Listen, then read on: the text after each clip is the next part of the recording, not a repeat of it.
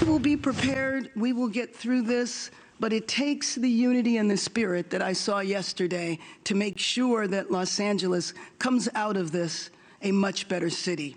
A message for hope and unity after Los Angeles slowly looks towards rebuilding and recovering. Joining me now, freelance reporter for NPR and CBC is Steve Futterman, a friend of mine. I used to work radio in LA alongside Steve Futterman. Great to have you on the program, Steve.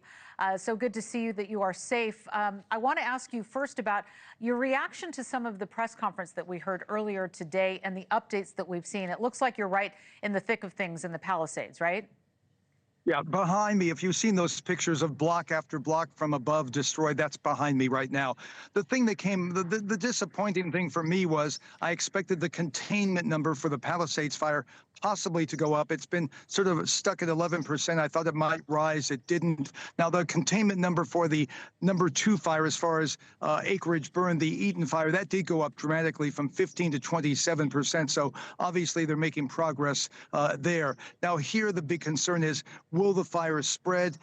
There's that 72-hour period that sort of begins tonight. We'll go into Wednesday, where the winds are expected to increase. I should point out, no one expects the winds, even when they do increase, to be anywhere near what they were last Tuesday and Wednesday, when you had some of the most unbelievable Santa Ana winds as far as strength. So that's some encouraging sign. And everyone's always in place. I mean, everyone's ready. They have engines in vulnerable areas, so they'll be ready if there is a new flare-up or even a new fire started here. So that's encouraging. But obviously, they are very concerned about the next 72 hours. When you've been through what you've been through the last week, sort of a gut check right now. How are you going to deal with it? So those are my big pulls from the news conference. Steve, what are people saying that they need right now? We've been looking at the devastation, and it's just absolutely ash and rubble in so many areas. And again, we've been mentioning it's not all mansions. Not everybody here has a ton of money. So what do people say that they need right now, and where are people going?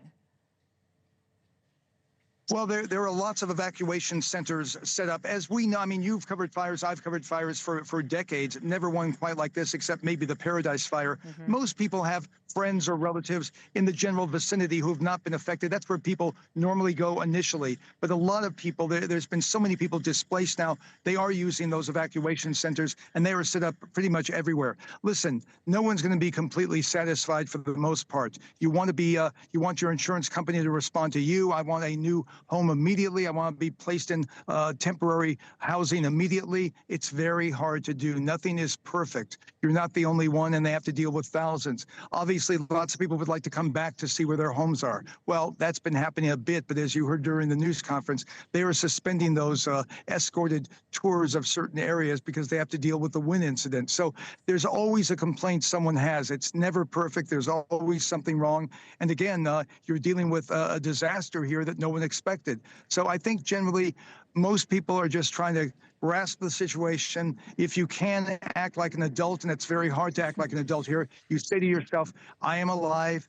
Hopefully you have no deaths in your family, so your family is alive, and it's just material things. But we're human. We like our material things. Our material things have meant a lot to us. It's not just the value of it, it's the sentimental value of it. So there's a lot of heartbreak going on, and different people deal with it different ways, Laura. I've met some people who they can deal with it just fine. They're going on. They look at the big picture, and other people are just devastated. They just they're broken up, and they're going to have a very, very tough road to deal with. Right, a range of emotions, and we know that that's going to go on. So great to have you on the program, Steve, freelance reporter for NPR and CBC, Steve Futterman.